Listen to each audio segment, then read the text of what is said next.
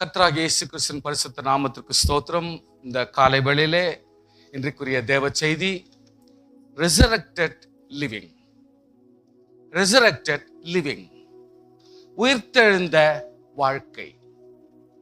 உயிர்த்தெழுந்த வாழ்க்கை எப்படிப்பட்டது? உயிர்த்தெழுந்த ஜீவியம் என்றால் என்ன? உயிர்த்தெழுந்த கிறிஸ்தவ வாழ்க்கை என்றால் அதுக்கு மீனிங் என்ன?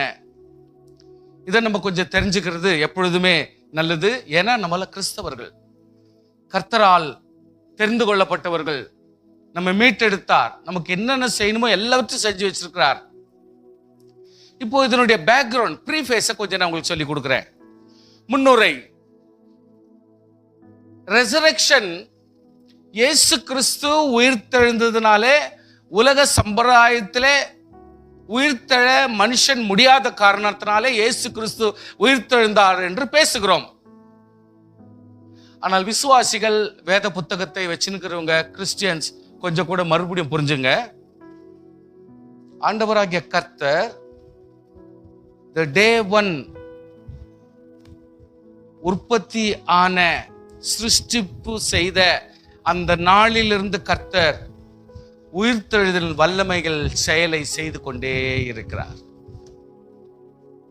கர்த்தர் உயிர்த்தெழுகிற செயலை செய்து கொண்டிருக்கிறார். எப்படி?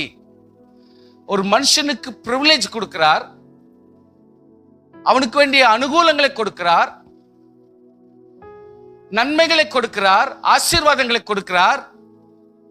நல்லா கவனிங்க ப்ளீஸ், பைபிள் படிக்காதீங்க. அந்த ஆசீர்வாதங்கள் எல்லாவற்றையும் கொடுத்திருந்தாலும் ஆண்டவருடைய வார்த்தைக்கு கீழ்ப்படுகிற அந்த கீழ்ப்படிதல் ஒன்று இல்லாமல் போனால் நம்மை அறியாமலேயே பாவத்திலே வந்து விழுந்து விடுகிறோம். இதுதான் ஏவாளுடைய வாழ்க்கையில் நடந்தது. எப்போ ஏவாள் விழுந்தானோ ஆட்டோமேட்டிக்கா ஆதாமையும் பாவத்திலே விழும்படியான சூழ்நிலை கொண்டு வர்றாங்க. இவங்க ரெண்டு பேருமே எப்போ பாவத்தில் விழுந்து, எங்களுடைய வாழ்க்கையிலே பாவத்தில் விழுந்து பிறகு நாங்கள் மீண்டெடுக்க முடியாது, மீட்டெடுக்க முடியாது, நாங்களே மீள முடியாது அப்படின்ற சூழ்நிலை வரும் பொழுது ஆண்டவராகிய கர்த்தர் மறுபடியும் he exercises regeneration, resurrection என்கிற ஒரு பதத்தை கர்த்தர் பயன்படுத்துகிறார். ஆண்டவராகிய தேவன் ஒரு ஆட்டு குட்டியை அடித்து இவர்களுக்காக ஒரு மீட்பை, ஒரு ரீஜெனரேஷன், ஒரு மீட்பை கொடுக்கும்படி ஆண்டவர் இவர்களுக்கு உதவி செய்கிறார். சோ ஆங்காங்கே ஆண்டவர் கிரியை செய்து கொண்டே, மீட்டு கொண்டே, ஒவ்வொருத்தரும் உற்சாகப்படுத்திக் கொண்டு, எழுப்பிக் கொண்டு, செயல்படுத்திக் கொண்டே வர ஆரம்பித்து விட்டார். சே ஃபார் எக்ஸாம்பிள், பாபேல் கோபுரம் நல்லா இருக்கிறாங்க, சந்தோஷமா இருக்கிறாங்க. ஆனா எதை செய்யணுமோ அதை செய்யக்கூடாததை செய்ய ஆரம்பிச்சிடறாங்க. சந்தோஷத்துக்கு அடையாளம் வர்றது இல்லைங்க. ஆண்டவர் நன்மை செய்கிறார், சுகத்தை கொடுக்கிறார், பலனை கொடுக்கிறார், ஆரோக்கியத்தை கொடுக்கிறார், நல்ல ஒரு ஐக்கியத்தை கொடுக்கிறார், கூட்டணியை கொடுக்கிறார், பலத்தை, ஆசீர்வாதங்களை கொடுக்கிறார். உடனே அவர்கள் என்ன செய்யறோம்னு தெரியாம போயிடுச்சு. வான அளவில் உயரணும் அப்படின்ற ஸ்டேட்டஸ் வந்துட்டாங்க. பெருமை வந்துருச்சுன்னு நினைக்கிறேன். கர்த்தர் மறுபடியும் அந்த இடத்துல ஒரு உயிர்த்தெழுதலின் வல்லமையை கட்டளையிட வேண்டும். எப்படி? அவள் எல்லாரையுமே பாஷைகளை மாற்றி, ஒருவருக்கு ஒருவர், ஒருத்தர் கூட இன்னொருத்தர் பாஷை பேச முடியாமல் அவங்கவுங்க பிரிஞ்சு போகிற ஒரு சூழ்நிலை கர்த்தர் கொண்டு வருகிறார். இது எதை குறிக்கிறது? ஆண்டவராகிய கர்த்தர் உனக்காக ஒரு இடத்தை கொடுத்தால் அதை ஃபுல் ஃபார்மேஷனோட நாம் யூஸ் பண்ணக்கூடிய ஒரு தகுதியை அந்த இடத்துல கர்த்தர் கொடுக்கிறார். At the same time, ஆண்டவர் நோவான்கிற ஒரு மனுஷனை ஐடென்டிஃபை பண்றாரு. உலகம் முழுவதிலுமே இருக்கிற ஜனங்கள் எல்லாருமே கெட்டு போன ஸ்டேட்டஸ்ல இருக்கிறப்போ அது தெரிந்து கொள்ளப்பட்ட ஒரு நபர் உயிர்த்தெழுதலின் வல்லமை உடையவராய் இருக்கிறார் என்பதை ஆண்டவர் அறிகிறார். அவருக்கு கர்த்தர் கொடுக்கிற ஒரு விமோச்சனம், அதாவது ஒரு கட்டுப்பாடு, அதாவது ஆண்டவர் கொடுக்கிற ஒரு கட்டுமான பணி அல்லது ஆண்டவர் கொடுக்கிற ஒரு ப்ராஜெக்ட் எப்படின்னா, உன்னை கொண்டு நான் உலகத்தை கட்டுவேன். நீ உலகத்தில் உள்ள சகலவற்றையும் ஆளப் போகிறாய். உலகத்தில் உள்ள எல்லாவற்றுக்கும் நீயே மறுபடியும் ஆதாம் ஏவாள் என்ற கதை போய் மறுபடியும் நோவான்ற ஒரு புது ஸ்டேட்டஸ் உருவாக்குற. உலகம் முழுவதிலும் எல்லாவற்றையும் கர்த்தர் நிக்கிரகம் பண்ணி ஒரு புது ஜெனரேஷன், புது வெளிப்பாடு, புது உயிர்த்தெழுதலை கர்த்தர் இவன் மூலியமா கட்டளையிட்டு ஆண்டவர் சொல்லுகிறார், வானத்திலும் தண்ணீரிலும் பூமியின் மேலும் இருக்கிற எல்லாவற்றையும் நீ ஆண்டு கொள்வாயாக, பூமியில நிரப்புவையாக, மக்களால நிரப்புவாயாக என்று சொல்லி கர்த்தர் சேம் காம் யாப்பேக்கோடு சேர்த்து ஆண்டவர்களை ஆசீர்வதிக்கிறார். கர்த்தருடைய பிள்ளைகளே, resurrection is always existed from the beginning. ஆண்டவர் resurrection இருந்து கொண்டே இருக்கிறது. காரணம், it is from the beginning need to resurrect every moment of life.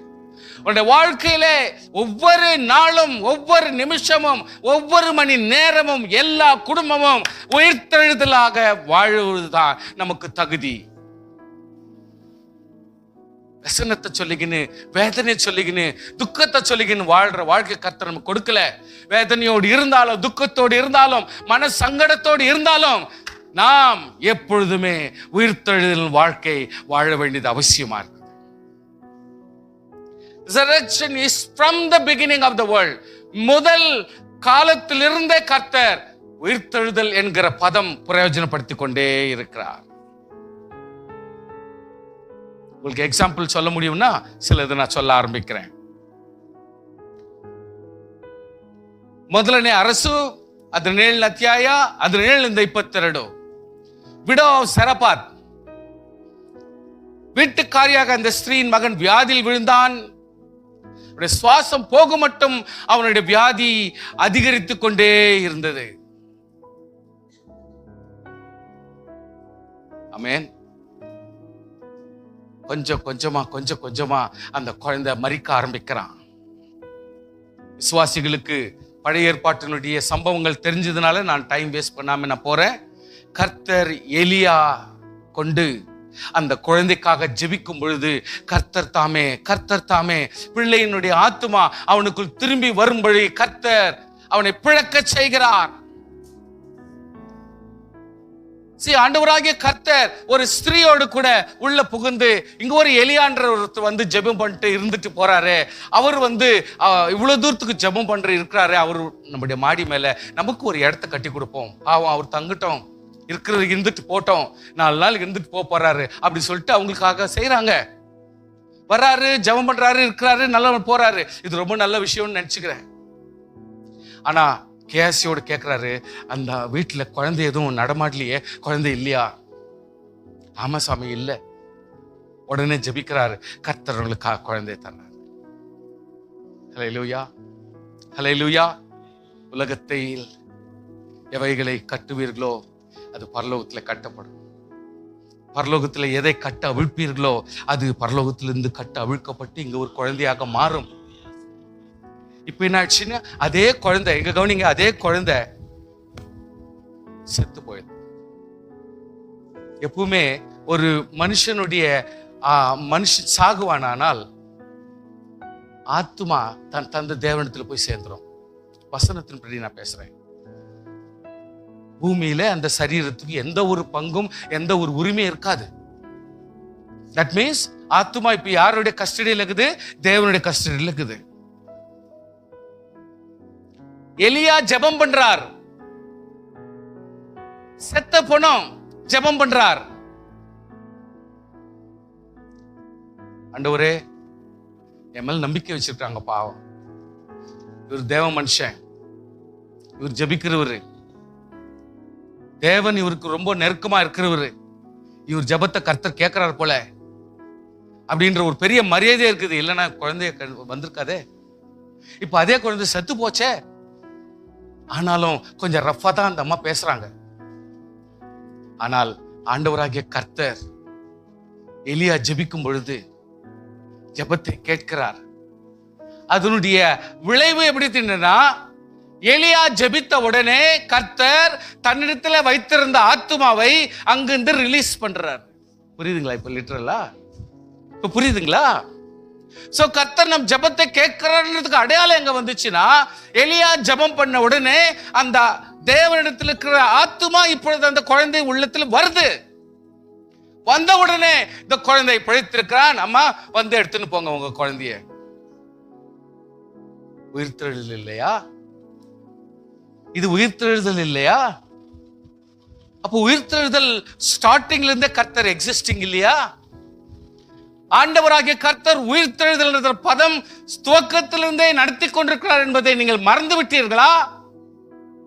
உன்னால் ஜெபிக்க முடியுமானால், உன்னால் உற்சாகத்தோடு ஆண்டவர் சமூகத்தில் கேட்க முடியுமானால், கர்த்தர் நிச்சயம் உன் ஜெபத்திற்கு பதில் கொடுப்பார். உயிர்த்தெழுதலை கர்த்தர் கட்டளையிடுகிறார். எலியாவுக்கு கர்த்தர் கட்டளையிட்டார்.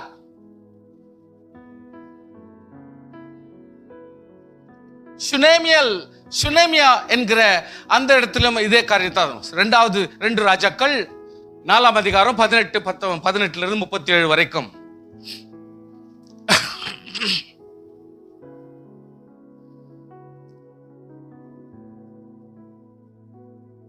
தேவனாகிய கர்த்தர்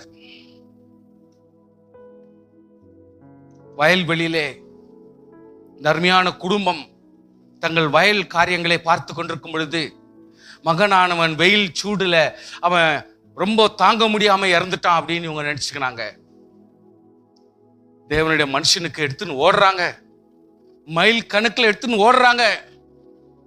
ஹஸ்பண்ட் கிட்ட கேட்கறாங்க, அப்பா எனக்கு இப்போ நான் இம்மிடியேட்டா தேவ மனுஷன் கிட்ட போனோம். அம்மா இது காலம் இல்லையே, இந்த டைம்ல நீ ஏன் அவர்கிட்ட போற?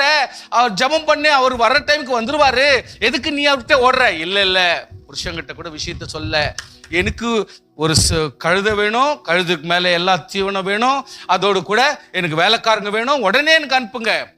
எல்லாரையும் கூப்பிட்டுக்குன்னு மடன்னு ஓடி போயிட்டு அவர் காலில் விழுந்த, ஐயா எனக்கு இவ்வளோ ஒரு ஆசீர்வாதத்தை நீங்க ஆண்டவர் கொடுத்தது நல்லதுதான், நீங்க எங்களுக்கு உதவியா இருக்கு நல்லதுதான்.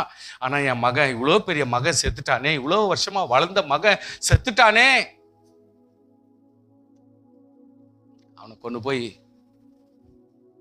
மேல வீட்டு மாடி மேல கொண்டு போய் போட்டு, மூக்கு மூக்கா, வாய் வாயாய், அவருடைய கை கையாய். இந்த வசனத்தை படிக்கும் பொழுது எனக்கு என்ன தோணுதுன்னா, அவன் கை என்னுடைய கையாய், அவன் கண் என்னுடைய கண்ணாய், அவனுடைய சரீரம் என்னுடைய சரீரமாய் பாவித்து இந்த ஊழியக்காரன் ஜெபிக்க கர்த்தர் வானத்திலிருந்து அந்த ஆத்மாவை இறக்கி அனுப்புகிறார். இது உயிர்த்தெழுதல் இல்லையா? யோசனை பண்ணி பாருங்க.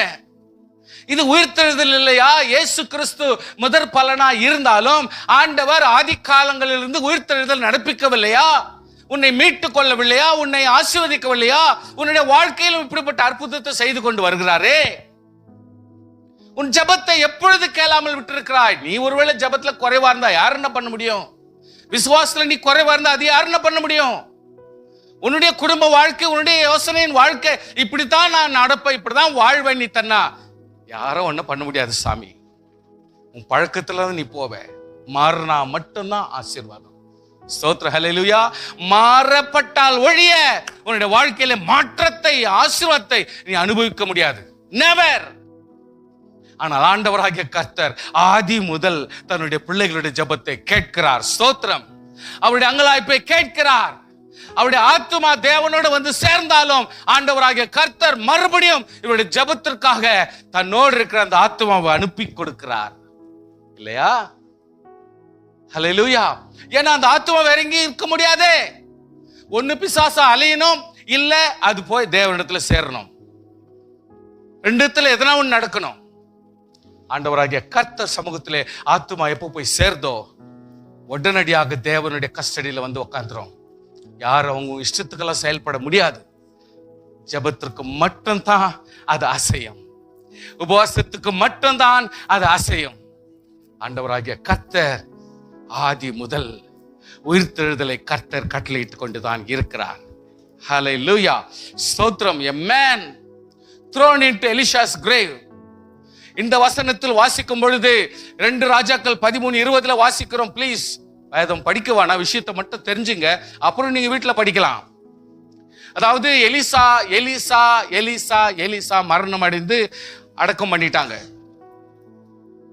அடுத்த வருஷம் ஒரு பெரிய போர் நடக்குது. போர் நடக்கும் பொழுது அதுல ஒருத்தர் செத்து போறான். எத்தனையோ பேர் செத்து போறாங்க. ஒருத்தரையும் கொண்டாந்து கல்லறை தேடுறாங்க. கட்சியில எங்கேயோ ஒரு இடத்துல நோண்டி புதைக்கிறாங்க. புதைக்கும் பொழுது அன்எக்ஸ்பெக்டடா அது எலிசா. பைபிள் படிச்சுக்கிறீங்களே, என்ன கவனிங்க. என்னத்த படிச்சு சாதனை பண்ணிட்டு போறீங்க? இப்போ கவனிங்க, என்ன உடனடியாக அந்த எலிசாவினுடைய கல்லறையில இவன் புதைக்கப்படும் பொழுது அன்எக்ஸ்பெக்டடா ஒரு எலும்பு, எலிசாவினுடைய எலும்பு அந்த மனுஷனை டச் ஆன உடனே அவன் உயிரோடு எழுச்சிட்டான். இதுக்கு யார் ஜெபம் பண்ணுது? இதுக்கு யார் உபவாசம் எடுத்தது? எப்படி உயிர் தெழுந்தான்? சுவாசியே ஆவியை திரும்பி போயிருந்தாலும், ஹல்லேலூயா, ஒவ்வொரு மனவாட்டி சபையும் நல்ல கவனிங்க, நல்ல கவனிங்க. இதுதான் ட்ரூத், இதுதான் சத்தியம். இந்த சத்தியத்தை நீங்க விட்டுட்டீங்கன்னு வச்சுங்க, திரும்பி யாரும் சொல்லி கொடுக்க மாட்டாங்க. சார், இந்த டீட்டெயில்ஸ் எல்லாம் சொல்லி தர மாட்டாங்க. இது மூல உபதேசம். எப்படின்னா, ஒவ்வொரு விசுவாசியும் மனவாட்டி சபையும் பரிசுத்தத்தோடு மரித்து விட்டாலும் அந்த எலும்புகளுக்கு பவர் இருக்குது. எது வரைக்கும்? இயேசு கிறிஸ்து வருகிற வரைக்கும் அந்த எலும்புகளுக்கு பவர் உண்டு. பவர் இந்த மாதிரி ஸ்தோத்திரம் பண்ணுங்க பார்க்கலாம். எல்லாரும் ஸ்தோத்திரம் பண்ணுங்க, நல்ல சத்தமா எல்லாரும் ஸ்தோத்திரம் பண்ணுங்க. மறுபடியும் எவ்ரி போன். அதனால தான் ஜோசப் சொல்றாரு, அப்பா நீங்க எகிப்து விட்டு கடந்து போகும் பொழுது என் எலும்புகளை கூட நீங்க எடுத்துன்னு போனோம் அப்படின்னு சொல்லிட்டு சாவறதுக்கு முன்னாடியே புக்கிங் பண்றாரு. என் கல்லறையிலிருந்து என் எலும்புகளை நீங்க போற இடத்துக்கு எடுத்துன்னு போனோம், ஏன்னா நீங்க காணான்னு போறேன்னு ஆண்டு சொல்லிட்டுக்கிறாரு. அதனால நிச்சயமாய் ஆண்டவருக்குள்ளாக நான் கேட்கிறேன், என் எலும்புகளை கூட நீங்க எடுத்துன்னு போனோம். கல்லறையில புதைக்கிறது போச்சிருங்க, ஆனால் நீங்க போகும் பொழுது என் எலும்புகளை எடுத்துன்னு போனோன்றாரு. இன்னைக்கு கர்த்தருடைய பிள்ளையே, is it not an evidence? is not a evidence? இது ஒரு அடையாளம் இல்லையா? கொஞ்சம் நீங்க புரிஞ்சுக்கங்க. why don't you just think it over? ஒரு ஆர்டினரி மனுஷன், ஒரு அதாவது ஒரு கிறிஸ்தவனும் அல்ல, ஒரு நல்ல சொல்லிக் கொள்ற மனுஷனை அவன் ஒருவேளை ஜெபிக்கிறவனா துதிக்கிறவனா எனக்கு தெரியாது. ஆனா எனக்கு தெரிஞ்சது ஒண்ணு, எலிசாவினுடைய செத்து போன எலும்புக்கு இன்னும் பவர் இருக்குது. அது மட்டும் தான் தெரியும் எனக்கு. செத்து போன எலிசாவினுடைய எலும்புக்கு உயிர்த்தெழுதல் வரைக்கும் பவர் இருக்குன்றது மட்டும்தான் உண்மை. அதனால தான் மரித்தவன் எலிசாவினுடைய எலும்புல டச் ஆன உடனே அவன் உயிரோடு கல்லறையிலிருந்து எழுந்துட்டான். தான் உங்களுக்கு சொல்றேன், சுவாசியே, இருக்கிறப்பவும் நம்ம மனவாட்டி சபையாய் வாழ்வோம். நாம் மரித்து அடக்கம் பண்ணப்பட்டால் இயேசு கிறிஸ்து அழைக்கும் பொழுது நீ கல்லறைக்குள் புதைந்து பல வருடங்கள் பழசாய் போனாலும் உன் எலும்புகள் ஆண்டவருடைய சத்தத்தை கேட்டு எழும்பி போகும். இதுக்கு எவிடன்ஸ் இதுதான். சோ விசுவாசிகள் எப்பொழுதுமே இந்த பைபிள்ல இருக்கிற ட்ரூத், எவ்வளவு ஒரு சத்தியங்கள், எவ்வளவு தூரத்துக்கு அதெல்லாம் எவிடன்ஸா இருக்குது, நம்மளுக்கு ஏவுதலா இருக்குது, உற்சாகப்படுத்துது. அதை கொஞ்சம் புரிஞ்சுக்கினே இப்படிப்பட்ட காரியங்களை கொஞ்சம் மார்க் பண்ணி ஜெபிக்கும் பொழுதும் நீங்கள் உபவாசிக்கும் பொழுதும் இதனாலே நீங்கள் ஊக்கப்பட்டு இன்னும் அதிகமாய் ஜெபிக்கும் துதிக்கும் கர்த்தரை உற்சாகப்படுத்துவாராக. ஹல்லேலூயா. யவீருடைய மகள் உயிர்த்தெழப்பட்டாள்.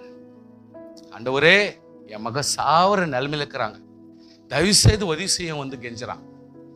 ஆண்டவர் சொல்றார், வர்றேன். அதுக்குள்ளாமே இன்னொரு அம்மா ஜனங்க ரஷ்ஷா இயேசு கிறிஸ்து அப்படியே அமுக்கி அந்த ரோட்ல நடக்கிறப்ப கூட அவ்வளவு ரஷ்ஷா போறாங்க.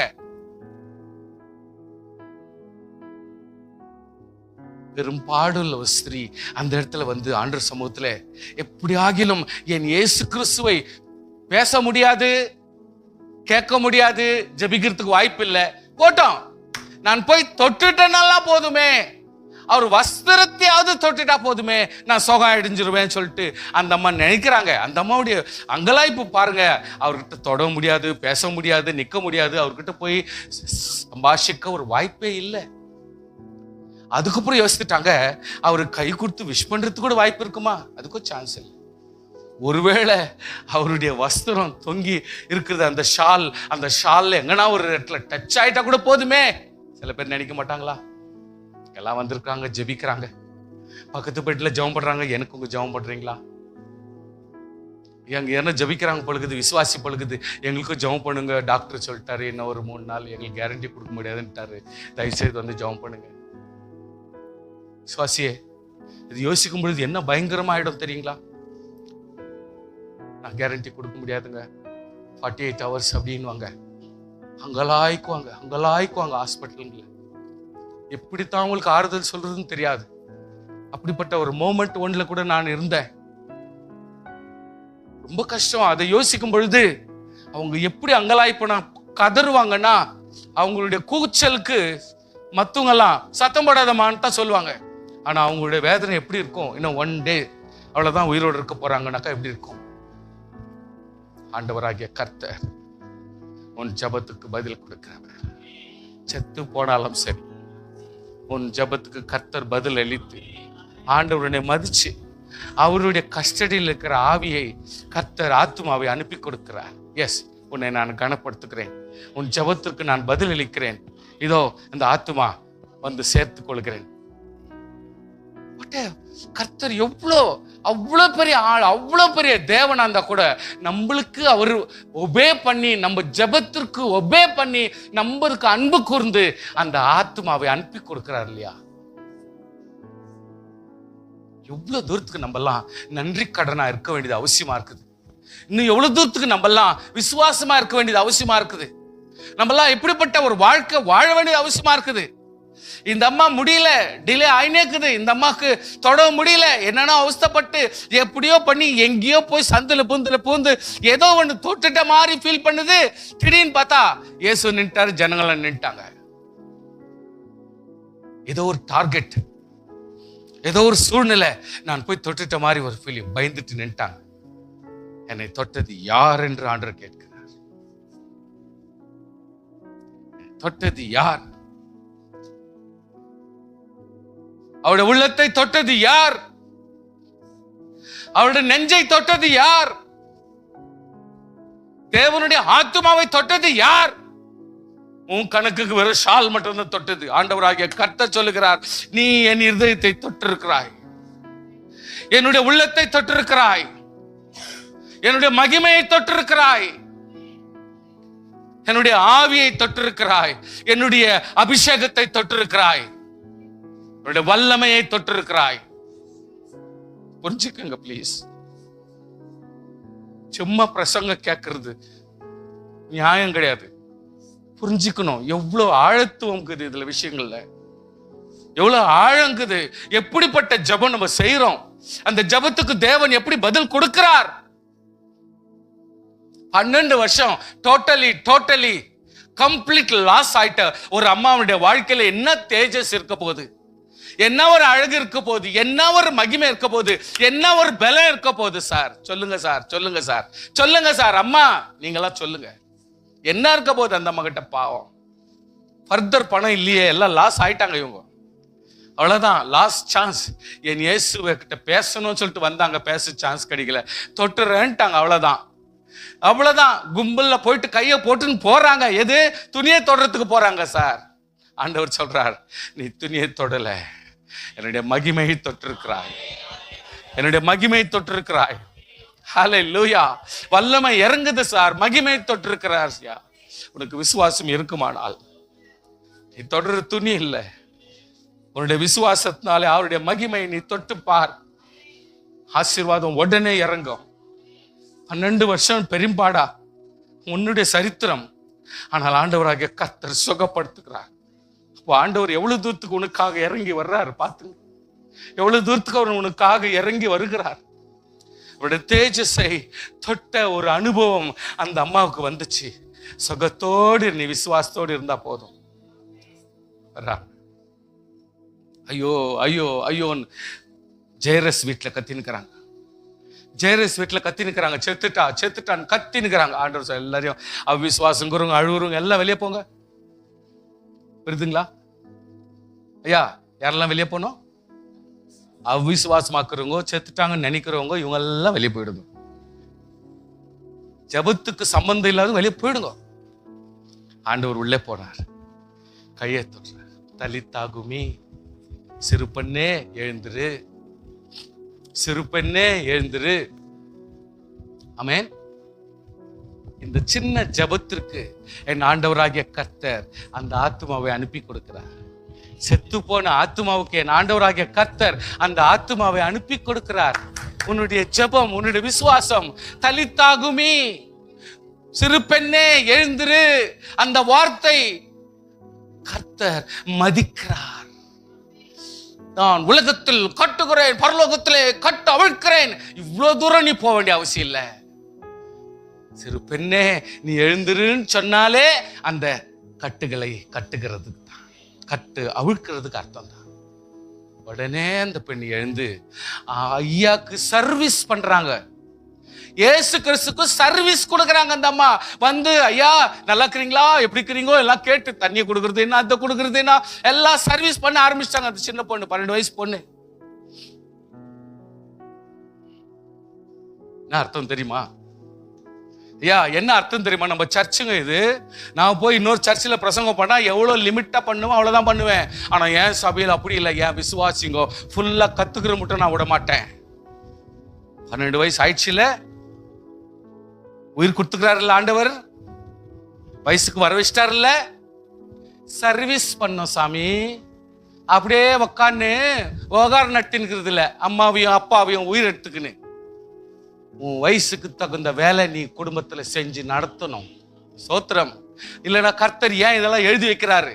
இந்த சின்ன சின்ன விஷயங்கள்லாம் ஏன் கர்த்தர் இந்த இடத்துல எழுதி வைக்கிறாருன்னா நம்ம அது போல நடக்கணும். ஹல்லேலூயா.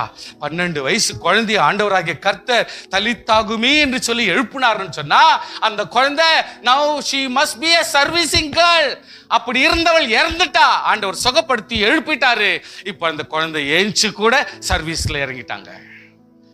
உபசரிக்கிறது என்ன, கவனிக்கிறது என்ன, பாக்குறது என்ன. ஐயா எப்படி இருக்கிறீங்க?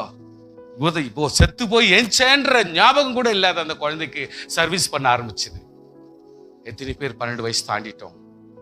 ஆண்களா இருந்தாலும் பெண்களா இருந்தாலும் எத்தனை பேர் குடும்பத்தினுடைய தாயினுடைய வேலையை நீங்க ரெஸ்பான்சிபிள் எடுத்துருக்கிறீங்க? ஆண்டவர் சொல்றார், 12 வயசுல என்னுடைய தகப்பனுடைய வேலையில நான் இருக்க வேண்டாவா, தகப்பனுடைய பொறுப்புல நான் இருக்க வேண்டாவா அப்படின்னு கேட்கிறாரு இல்லையா? அப்படியானால் இன்றைக்கு எத்தனை குடும்பத்தில் இருக்கிற பிள்ளைகள் தகப்பனுடைய பொறுப்பை இப்பொழுது 12 வயசுல எடுத்திருக்கிறீங்க? இன்னும் சின்ன குழந்தை மாதிரி ஆக்ட் பண்ணிக்கின்னு, இன்னும் சின்ன பிள்ளைங்க மாதிரி ஆக்ட் பண்ணிக்கின்னு. பெற்றோருக்கும் ஒரு வழி தெரியாது, பிள்ளைங்களும் கீழ்ப்படியாது. என்ன ஆகுதுன்னா, வளர வளர அந்த குழந்தைங்களுக்கு மற்ற இடத்துங்கள் எல்லாம் மரியாதை தெரியாது போயிடுது, மரியாதை கிடைக்காது போயிடுது. இந்த சின்ன வயசுல நம்ம எக்ஸசைஸ் கொடுக்கணும், பயிற்சி கொடுக்கணும், வேலை கொடுக்கணும், ஒழுக்கத்தை கற்றுக் கொடுக்கணும், முறையை கற்றுக் கொடுக்கணும், வாழ்வாதாரத்தை சொல்லிக் கொடுக்கணும், எப்படி வாழணும், எப்படி பேசணும், எப்படி நடக்கணும், எப்படி உட்காரணும், எப்படி நிக்கணும், எப்படி உபசரிக்கணும், எல்லாவற்றையும் வீட்டில் இருக்கும் பொழுது 12 வயசுக்குள்ளாவே ரெடி ஆயிட்டுக்கணும். அந்த குழந்தை 20 வயசு இல்ல, 25 வயசு இல்ல. பிளீஸ், ஆண்டவர் ஏன் இதெல்லாம் எழுதி வைக்கிறாரு, ஏன் வேதத்துல எழுதி வைக்கிறாரு? கொஞ்சம் அர்த்தத்தை புரிஞ்சுக்கின்னு நீங்க செயல்படுங்க பிளீஸ். ஸ்தோத்திரம். Resurrection of the young man at 9. ஒரு வாலிப பையன் இறந்து போயிடுறான். இப்ப இருக்கிறது விதவை ஒண்ணு தான், விதவை மட்டும்தான். இந்த அம்மாவுக்கு அங்கலாய்ப்பு சொல்ல முடியல. ஆனா அந்த அம்மா ரொம்ப நல்ல அம்மான்னு நினைக்கிறேன். அதனால ஊரே திரண்டிட்டு இருக்குது, ஊரே திரண்டிட்டு இருக்குது. இவ்வளோ ஒரு நல்ல அம்மாவுக்கு ஒரு நல்ல பையனாச்சே, இவனே இறந்துட்டானே, இப்போ இந்த அம்மா வேற விதவையாக்குறாங்களே, இவங்களுக்கு யார் கதின்ட்டு நிறைய அந்த வில்லேஜில் இருக்கிற எல்லாருமே அவங்களுக்கு இறக்கம் காட்டுறதுக்காக அந்த அம்மா கூடவே வந்து நேர்க்கிறாங்க. அடக்கம் பண்ணணும் போயின்னுக்கிறாங்க, கல்லறைக்கு போயின்னுக்கிறாங்க. சார் கல்லறைக்கு போயின்னுக்கிறாங்க சார். யார் தைரியம் சொல்ல முடியும் சொல்லுங்க? இந்த மாதிரி அம்மாக்கு என்ன மாதிரி தைரியம் சொல்லுவீங்க? சொல்லுங்க, சமாதானமா இருங்க. அழாதம்மா. வேற என்ன சொல்ல முடியும்? நம்ம சொல்லுங்க. நம்மளுக்கெல்லாம் லிமிட் அவ்வளவுதான் சார். ஆனா என் ஆண்டவராகிய கர்த்தர் லிமிட்லெஸ். அவருக்கு லிமிட்டை தாண்டுகிற தேவன். ஹல்லேலூயா. அவருக்கு லிமிட் இல்லாத தேவன் வர்றார். சும்மா பாடையை தொடர்றார். All stop. All the moment stop. ஆண்டவராகிய கர்த்தர் அந்த பாடையை தொடர்றாரு. எல்லாரும் ஸ்டாப். கர்த்தர் எழுப்பி அந்த இடத்துல ஆண்டவர் ரொம்ப துக்கப்படுறார், ரொம்ப மனசு வேதனைப்படுறார். இப்படிப்பட்ட சூழ்நிலை நினைக்கிறார். விசுவாசியே, விசுவாசியே, நம்ம குடும்பத்துங்கள நம்ம சபைகளை யாருக்கா ஒருத்தர் சாவு ஆயிடுச்சுன்னா கொஞ்சம் நீங்க உங்க சாவு ஆயிட்ட மாதிரி நீங்க கொஞ்சம் ஃபீல் பண்ணி ஒன்னும் பண்ணாதீங்க சாமி. சும்மா நீங்க ஒரு ரவுண்ட் அட்டெண்டன்ஸ் கொடுங்க போதும். ஒரு அட்டெண்டன்ஸ் கொடுங்க சார் போதும். அவ்வளவு போதும் சார். உங்களுக்கு நாம நன்றி கையெடுத்து கும்பிடுறேன். கேர்லெஸ்ஸா வேலைக்கு போயின்னுக்கிறது, கேர்லெஸ்ஸா நீ பாட்டுக்கு வேலையை பண்ணுகிறது. நீ செத்தாதான் தெரியும் யார் வராங்கன்னு. நீ செத்தாதான் தெரியும் அங்க யார் வராங்கன்னு. அதை கூட பாக்குறதுக்கு உனக்கு உயிர் இருக்காது.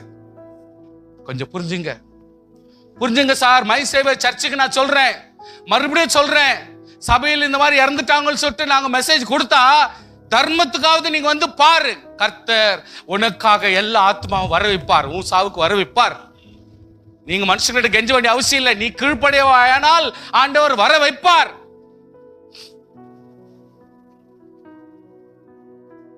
ஆண்டவராகிய கர்த்தர் மனம் பதறுகிறார். அந்த இடத்துல நிக்க வச்சு அவனை சொல்ற, வாலிபனே வாலிபனே வாலிபனே, வாசிங்க, வாலிபனே. என்னது? நீ எழுந்திருக்க. மரித்து போன ஒருவனை அடக்கம் பண்ணும்படி கொண்டு வந்தார்கள். ஒரே மகனாயிருந்தான். ஸ்தோத்திரம். மனதுருகி அழாதே. ஹல்லேலூயா. கர்த்தர் அவளை பார்த்து அவள் மேல் மனதுருகி அழாதே பாடையை தொட்டார். வாலிபனே எழுந்திரு, வாலிபனே எழுந்திரு. சின்ன வயசு உள்ளவனே, இனி உலகத்தை அனுபவிக்க வேண்டியவனே, இனி அநேக ஆசீர்வாதங்களுக்கு தகுதி உள்ளவனே, இவ்வளவு சீக்கிரம் வாழ்க்கை முடிஞ்சு போச்சா? மனது உருகணும் சார். மனது உருகணும் சார். சும்மா ஜெபம் பண்றேன், சோத்திரம் பண்றேன், பைபிள் வாசிக்கிற, சர்ச்சுக்கு வரேன், இதெல்லாம் பிரயோஜனம் இல்லை சார். சடங்கா சாரத்துக்கு பெரிய பெரிய சர்ச்சுங்கெல்லாம் இருந்தா என்ன பிரயோஜனம்? அன்பு இருந்தா போதும். அன்பு வேணும் சார். வரணும். இறந்துட்டாங்கோ அப்படின்னு தெரிஞ்ச உடனே ஆண்டவராகி ஏன் இதெல்லாம் எழுதி வைக்கிறார்? மனது உருகிறதுக்கு ஆள் வேணும். மனது உருகிறதுக்கு விசுவாசிகள் வேணும். நமக்கு மற்ற ஜனங்களுக்கு அறிவு தெரியாதையா? ரட்சிக்கப்படாதவருக்கு இந்த முறை கூட தெரியாது. ஆனா விசுவாசிகளுக்கு தெரியணும். ஏன்? அன்பு அப்படின்னு தெரியணும். அன்புன்னு தெரியணும் சார். சாவானா வரணும் அப்படின்னு தெரியணும். இந்த மர மண்டியில போடக்கூடாது. புத்தியான மண்டையில ஏற்றிக்கணும். வரணும், இறக்கம் பார்க்கணும், தயவு காட்டணும், ஆறுதல் சொல்லணும், பாடையை தொடணும், ஜெபம் பண்ணணும். அதான் முறை. மரித்தவன் எழுந்து உட்கார்ந்து பேச தொடங்கினான். ஹல்லேலூயா. பேச தொடங்கினான். லாசரு என்கிற விஷயத்தில் வரும் பொழுது ஆண்டவராகிய கர்த்தர் செத்து போனா, மரித்து போனா, அவனுடைய அடக்கம் பண்ணி நாட்கள் ஆயிற்று. நாற்றம் எடுக்கிற லெவலுக்கு வந்துருச்சேயா, நாற்றம் எடுக்கிற லெவலுக்கு வந்துருச்சு. ஆண்டவராகிய கர்த்தர் சொல்லுகிறார், ஆண்டவரே, நான் எப்போ ஜெபம் பண்ணாலும் நீங்க கேட்பீர். ஆமென். எப்போ ஜெபம் பண்ணாலும் நீ எங்களுக்கு செவி கொடுக்கிறீர். பிதாவே, நீர் எனக்கு செவி கொடுத்தபடியால் உம்மை ஸ்தோத்திரிக்கிறேன். நீ எப்பொழுதும் எனக்கு செவி கொடுக்கிறீர். சொல்லுங்க, நீர். எல்லாரும் சொல்லுங்க, நீர் எப்பொழுதும் எனக்கு செவி கொடுக்கிறீர் என்று நான் அறிந்திருக்கிறேன். இதுதான் ஜெபத்தினுடைய அறிக்கை. ஜெபம் பண்ணும் பொழுது நம்ம சொல்லணும், நீர் எப்பொழுதும் என் ஜெபத்திற்கு பதில் அளிக்கிறீர் என்று அறிந்திருக்கிறேன். சொல்லணும் sir. verdict, we need to have a vocabulary, a verdict. வாயினால் அறிக்கை பண்ண வேண்டும். தேவனுடைய வார்த்தைகளில் விசுவாசத்தோடு அறிக்கை பண்ண வேண்டும். ஆண்டவர் அறிக்கையை கேட்கிறார். உடனே கர்த்தர், லாசருவே, உன்னை போய் ரூம்ல அடிச்சிட்டாங்களா, கல்ற ரூம்ல அடிச்சிட்டாங்களா, நீ வெளியே வா, வெளியே வா, வெளியே வா, நீ வெளியே வரத்தக்கவன். ஹல்லேலூயா, நீ வெளியே வரத்தக்கவன். ஆண்டவர் சொல்லுகிறார், நீ உள்ளே இருக்க தேவையில்லை, நீ வெளியே வர வேண்டும். எப்போ என் ஜெபத்தை கேட்கிறீர்? நீ எப்போ எங்க ஜெபத்தை கேட்கிறீர்? வாலிப பிள்ளைங்க, இன்னும் அதிகமா ஜெபம் பண்ணுங்க. நீர் எப்பவுமே எங்க ஜெபத்தை கேட்கிறீர். சொல்லுங்க. வயதான உங்க குடும்பத்துல விசுவாசம் வரணும்னா வாலிப பிள்ளைங்க நல்லா சத்தம் போட்டு ஜெபம் பண்ணணும்ப்பா. எங்க அம்மா போற மாதிரி இருக்குதுன்னு சொல்லிட்டு மெதுவா ஜெபம் பண்ணு. இதெல்லாம் நல்லது இல்லை. நீங்க தான் சத்தமா ஜெபம் பண்ணணும். உங்க கட்டுந்து அவங்க கத்துக்கிட்டோம். ஐயோ, என் மகன் இப்படியெல்லாம் ஜெபம் பண்ணிட்டான், என் மகன் இவ்வளோலாம் ஜெபம் பண்றானா, அவங்களுக்கு புரிப்பாவும் லைஃப் இன்னும் கொஞ்சம் கூட அவங்களுக்கு. ஹல்லேலூயா, இன்னும் 10 நாள் எக்ஸ்ட்ரா வாழ்வாங்க அவங்க. அதனால ஜெபிக்கணும், விசுவாசிக்கணும். கர்த்தர் பெரிய காரியத்தை செய்வார். ஆண்டவர் சொன்ன உடனே அவன் உயிரோடு எழுந்தான், உயிரோடு எழுந்தான். ஹல்லேலூயா. அப்பொழுது மரித்தவன் வெளியே வந்தான். சோத்திரம். ஹல்லேலூயா. அதுக்கப்புறம் கூட இன்னொரு வசனம் இருக்குது, அவன் கை காலெல்லாம் கட்டிருந்தாங்களாம், ஆனாலும் அவன் வெளியே வந்தான். ஹல்லேலூயா. கட்டு போட்டிருந்தாலும் எப்படி வந்திருப்பான் யோசனை பண்ணுங்க. நீ அப்படியே கனவு காணுங்க. கட்டு போட்டிருந்தாலும் ஆண்டவர் சொன்ன வார்த்தைக்கு அவன் கீழ்பட்டு வெளியே வந்தானா இல்லையா? வசனம் சொல்லுதா இல்லையா? வந்தாயா? நீ தான் கட்டு போட்டு வச்சுக்கிற, ஆனா அவன் வந்தான். உயிர்த்தெழுதல் ஆதி காலம் முதல் இந்த காலம் வரை இயேசு கிறிஸ்து நேற்றும் இன்றும் என்றும் மாறாதவர். உன் ஜெபத்திற்கு என்னைக்குமே பதில் உண்டு. உன்னுடைய அங்கலாய்ப்புக்கு என்னைக்குமே பதில் உண்டு. உன்னுடைய உபாசத்துக்கு என்னைக்குமே பதில் உண்டு என்பதை நீ மறந்து போக வேண்டாம். உயிர்த்தெழ வைக்கணுமா? கர்த்தர் செஞ்சிருக்கிறார். ஆதி காலம் முதல் இந்த காலம் வரைக்கும் செஞ்சிருக்கிறார். இந்த காலத்துல வேணுமா? உன் ஜெபத்தை கர்த்தர் கேட்பார் கண்டிப்பாக. ஹல்லேலூயா. ஆனால் இதனுடைய எவிடன்ஸா தான் ஆண்டவராகிய கர்த்தர் அவர் உயிர்த்தெழுந்தார். ஜனங்களுக்கு முன்பாக சரித்திரத்தை மாற்றும்படி ஆண்டவர் செய்தார்.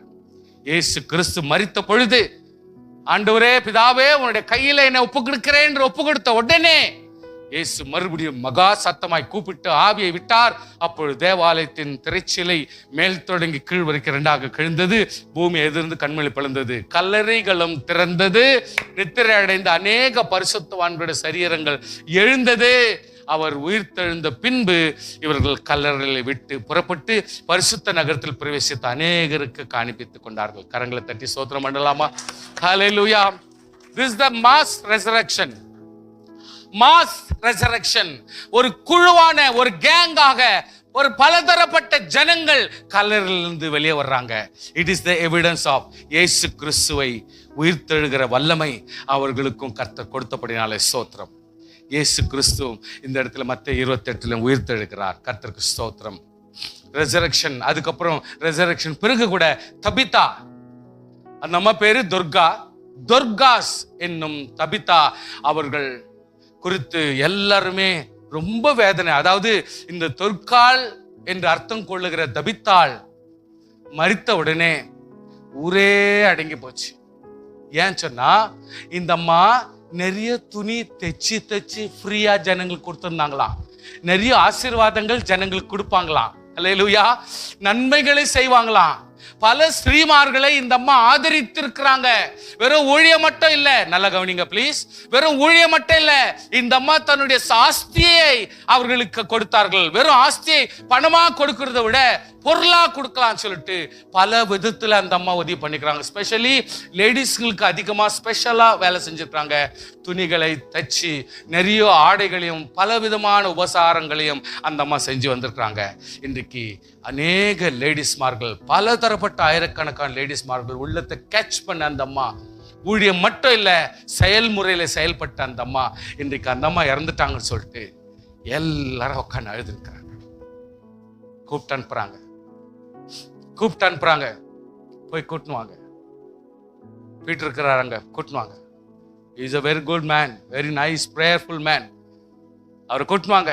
என்ன ஆனாலும் சரி, அவர் வந்து ஜெபிக்கிட்டோம், என்னன்னா ஆகட்டும். ஏன்னா அந்த அம்மாவை அடக்கம் பண்றதுக்கு கடலில் போடுறதுக்கு யாருக்கும் இஷ்டம் இல்லை. ஜெபிக்கிறாங்க. நாட்களில் அவள் வியாதிப்பட்டு மரணமடைந்தால் குளிப்பாட்டி மேல் வீட்டில் கிடத்தி வைத்தார்கள். யோப்பா பட்டணம் லித்தா ஊருக்கு சமீபம். அந்தபடினால பேதுரு அவ்விடத்தில் இருக்கிறான் என்ற சீஷர்கள் கேள்விப்பட்டு தாமதம் இல்லாமல் தங்களிடத்தில் வர வேண்டும் என்று சொல்லும்படி 2 மனுஷர்கள் அனுப்பினார்கள். பேதுரு எழுந்து அவருடைய கூட போனான். ஸ்தோத்திரம். பேதுரு எல்லாரையும் வெளியே போக சொல்லி அழுது, இந்த இடத்துல ஒப்பாரி வைக்கிறது இதெல்லாம் வச்ச கூடாது. கர்த்தர் உயிர்த்தெழுந்த ஆண்டவர், அந்த ஸ்பீட் அப்பவே இருக்குது அவங்க கிட்ட. இயேசு கிறிஸ்து உயிர்த்தெழுந்தார், நம்மை உயிர்த்தெழ வைக்க முடியும். அந்த ஸ்பீட், அந்த நம்பிக்கை அப்படியே இருக்குது. அதனால தான் அவன் என்னன்றான், முழங்கால் படித்து ஜெபம் பண்ணி பிரேதத்தின் புறமாய் திரும்பி, தபித்தாளே எழுந்திரு. ஹல்லேலூயா. தபித்தாளே எழுந்திரு. சொல்லுங்க, தபித்தாளே எழுந்திரு. சொல்லுங்க சொல்லுங்க. பிரச்சனையை விட்டு எழுந்திரு. சொல்லுங்க, போராட்டத்தை விட்டு எழுந்திரு. வேதனை விட்டு எழுந்திரு. கடனை விட்டு எழுந்திரு. துக்கத்தை விட்டு எழுந்திரு. சண்டையை விட்டு எழுந்திரு. மனஸ்தாபத்தை விட்டு எழுந்திரு. ஜெபிங்க. குடும்பத்தில் இருக்கிற அசமாதானத்தை விட்டு நான் எழ வேண்டும் ஆண்டவரே. துக்கத்தை விட்டு எழ வேண்டும் ஆண்டவரே. வேதனைகளை விட்டு எழ வேண்டும் ஆண்டவரே. வெறும் சாவுக்கு மட்டுமா ஜெபம் பண்ணோம்? நீங்க கர்த்தர் சமூகத்துல நீங்க ஜெபம் பண்ணி பாருங்க, கர்த்தர் இரக்கம் காட்டுகிறார். உடனே உடனே பேதுருவை ஹல்லேலூயா. அப்பொழுது அவள் தன் கண்களை திறந்து பேதுருவை பார்த்து உட்கார்ந்தாள். ஸ்தோத்திரம். ஹல்லேலூயா ஹல்லேலூயா. எவ்வளவு ஒரு ஆச்சரியம். என்னைக்கு கர்த்தர் செய்யல? உயிர்த்தெழுந்த இயேசு என்னுடைய ஆண்டவர். கரங்களை விட்டு ஸ்தோத்திரம் பண்ணுங்க. உயிர்த்தெழுந்த ஆண்டவர் என்றைக்கு எங்களோடு கூட இருக்கிறார். உயிர்த்தெழுந்த ஆண்டவர் எங்களுடைய வாழ்க்கையிலே நாங்கள் இனி உயிர்த்தெழுந்தவர்களாய் நாம் வாழப் போகிறோம். ஹல்லேலூயா. Thank you. ஐத்திகு என்பவன் அப்பப்பா பவுல் ரொம்ப நேரம் ஜெபம் பண்றாரு. வந்தாரு, ஆவியானவர் சொல்லிட்டாரு, இந்த இடத்துல வானா, நீ அந்த இடத்துக்கு ஊருக்கு போயிட்டு நீ அங்கதான் ஊழியம் செய்யணும் சொல்லிட்டாங்க. உடனே எல்லார்ட்டும் சொல்லிட்டாங்கப்பா, நாளைக்கு காத்தால நான் போயிடுவேன். அப்போ இவங்க சொல்றாங்க, நாளைக்கு காத்தால போயிடுவியா? அப்போ எங்களுக்காவது ஒரு மெசேஜாவது கொடுங்க, ஊழியத்தை செஞ்சுட்டு போங்க. உடனே இவர் லேட் நைட்ல அவர் பிரசங்கம் ஸ்டார்ட் பண்றாரு. காலையில வரைக்கும் பிரசங்கம் பண்றாரு. ஜனங்க ஒருத்தரும் அசையில, எல்லாரும் பிரசங்கம் கேட்டுக்கிறாங்க. ஆனா ஒருத்தன், ஒரு பையன் பாவம், ஜன்னல்ல உட்காந்து கேட்டுக்கிறான். அவன் காலையில வெடிகாலம் சொக்குது. பாவம் என்னன்னோ சமாளிச்சான். வேற தெருல அவனுக்கு கிளீனா மறந்துட்டான். 3வது மாடியில 2வது மாடியில இருந்து விழுந்துட்டான். அப்படியே கிளீனா விழுந்துட்டான். அப்படியா இல்ல, ஸ்டைலா வந்து அப்படியே கீழே வந்து விழுந்துட்டான், செத்துட்டான். அவ்வளவுதான், முடிஞ்சு போச்சு. ஹல்லேலூயா. ஸ்தோத்திரம். உடனே பவுல் இறங்கி போய் அவன் மேல் விழுந்து அவனை அணைத்து கொண்டு, கலங்காதிருங்கள், இவன் உயிர் இவனுக்குள் இருக்கிறது என்றான். ஹல்லேலூயா ஹல்லேலூயா. ஆண்டவராகிய கர்த்தருடைய தேவ மகிமை இந்த வேளையில நான் என்ன ஜெபிக்க வரேன்னா, ஒரு வேளை எந்த சூழ்நிலை இருந்தாலும் அந்த சூழ்நிலை நினைச்சு நம்ம ஆழமா ஜெபிக்கும் பொழுது கர்த்தர் நம் ஜெபத்தை மதிக்கிறார். நம்முடைய அங்கலாய்ப்பை மதிக்கிறார். நம்முடைய துக்கத்தை மதிக்கிறார். உயிர்த்தெழுதலில் தேவன் கிரியை செய்கிறார்.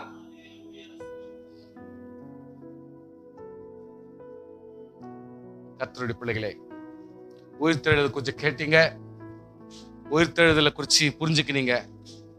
ஆனா விசுவாசிங்களுக்கு விசேஷமா நான் ஒரு முக்கியமான விஷயத்த சொல்லிடணும். இதை கொஞ்சம் மனசுல வச்சுங்கோ. மனசுல வச்சுக்கினா இதை வச்சு இனி எடுத்துக்கொள்ளப்படுகிற வரைக்கும் நமக்கெல்லாம் இப்படிப்பட்ட ஒரு முக்கிய விஷயம் ஒன்று தெரிஞ்சிருக்கணும் அப்படின்றதுனால சொல்லி கொடுத்துருக்கிறேன். Universal concept on resurrection. ரெசரக்ஷனை குறித்து தானே எல்லா சபைகளும், உலகத்தில் உள்ள எல்லா சபைகளும் அறிந்து கொள்ள வேண்டிய ஒரு முக்கியமான சத்தியம். இதை சொல்லி கொடுத்துறேன். Number 1, resurrection of the church. சபை உயிர்த்தெழ வேண்டும். நம்பர் 1, சபை மனவாட்டியே நீ உயிர்த்தெழ வேண்டும். இதை நீ மறந்து போகாதே. 1 தெசலோனிக்கேயர் 4:13-18 நம்ம எப்பவுமே எல்லா சாவுகளையும் படிக்க வச்சிருக்கிறோம். இந்த இடத்துல நீங்க படிச்சுக்க நித்திரை அந்த நிமித்தம் நீங்கள் நம்பிக்கையான மற்றவர்களைப் போல துக்கி தழுவலாக மனதில்லை. இயேசுவானவர். ஸ்தோத்திரம். படிங்க, கன்னடத்துல படிங்க, டக்குன்னு படிங்க.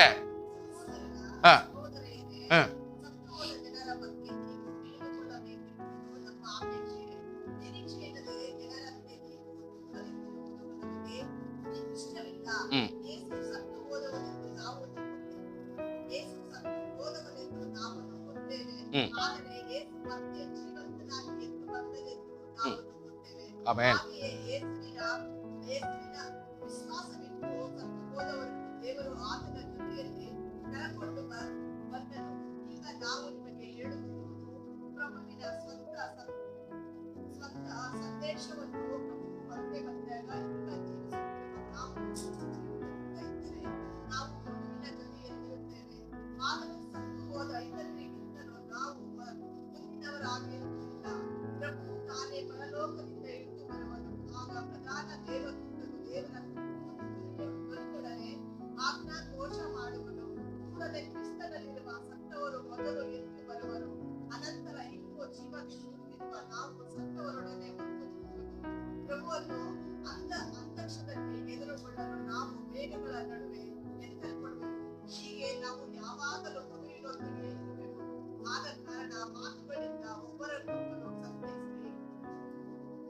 ಆದ ಕಾರಣ ಒಬ್ಬರನ್ನು ಒಬ್ಬರು ಇಲ್ಲ, ಇನ್ನೊಂದ್ಸಲಿ ಅದು this is what I want. ಮಾತುಗಳಿಂದ ಹೇಳಿ, ಮಾತುಗಳಿಂದ, ಮಾತುಗಳಿಂದ ಎಲ್ರು ಹೇಳಿ, ಮಾತುಗಳಿಂದ ಒಬ್ಬರು ಒಬ್ಬರು சந்தைசிரி. வார்த்தையினால் ஒருவரை ஒருவர் தேற்று. காலம் எங்க பார் துக்கம், எங்க பார் அசமாதானம், எங்க பார் வேதனை, எந்த குடும்பத்துல பார் சஞ்சலம். பாட்டு பாடுற குடும்பம், ஸ்தோத்திரம் பண்ற குடும்பம், ஜெபிக்கிற குடும்பம், அபிஷேகம் பண்ணப்பட்ட குடும்பம், எல்லா குடும்பத்திலும் இதே பிரச்சனை தாங்குது. அதனால விசுவாசியே, உன்னுடைய வார்த்தை வாயின் வார்த்தையின் ஒன்று உண்டு, அதை நீ பயன்படுத்துகிறாய் என்று நினைப்பாயானால் உணர்த்துற ஆறுதல் படுத்துக்கு ட்ரை பண்ணு. துக்கப்படுத்த ஆறுதல் படுத்து. அண்ணனை பார்த்து, தம்பியை பார்த்து, தாயாரை பார்த்து, சகோதரனை பார்த்து, தந்தையை பார்த்து, தாயை பார்த்து, உன்னால் முடிந்த ஒரு ஆறுதலான வார்த்தை உன் வாயின் உச்சரிப்பாலை நீ செய்து பாரு. இதை விட வேற எந்த கதை இல்லை. இன்றைக்கு வருகைக்கு தேவைப்படுறது ஆறுதலின் வார்த்தை. ஸ்தோத்திரம், ஹல்லேலூயா. ஆறுதலின் வார்த்தை தேவை என்பதை ஆண்டவர் சொல்கிறார். Number 2, let's go into 2. 1 கொரிந்தியர் 15:20-24 வரைக்கும். கிறிஸ்துவ மரித்தெழுந்த நித்திரை இழந்தவர்கள் முதல் பலனானார். ஃபர்ஸ்ட் இயேசு கிறிஸ்து உயிர்த்தெழுந்தார், அத்தென்டிகேட்டட் அப்படின்ற ஒரு சூழ்நிலை வருது. நவ் மனுஷனால் மரணம் உண்டானபடினால் மனுஷனால் மரித்தோர் உயிர்த்தெழுதலும் உண்டாயிற்று. எந்த மனுஷன்? மனுஷகுமாரன் ஆகிய இயேசு கிறிஸ்து மூலியமா அவர் உயிர்த்தெழுதலை வரவைக்கிறார். ஆதாமுக்குள் எல்லாரும் மரிக்கிறது போல கிறிஸ்துவுக்குள் எல்லாரும் உயிர்ப்பிக்கப்படுகிறார்கள். அவன் நல்ல கவனிங்க, அவன் தன் வரிசையிலே உயிர்ப்பிக்கப்படுவான். சார், இந்த வசனம் நீங்க யூனிவர்சல் வசனம், எல்லாருக்கும் தெரிஞ்சிருக்கணும், எல்லாரும் தெரிஞ்சுதான் இருக்கணும். அவங்கவுங்க சீரியல் பிரகாரம் ஆதியாகமத்தில் வாழ்ந்தவங்க யாரோ அவங்க ಫಸ್ಟ್ எழுந்திருப்பாங்க.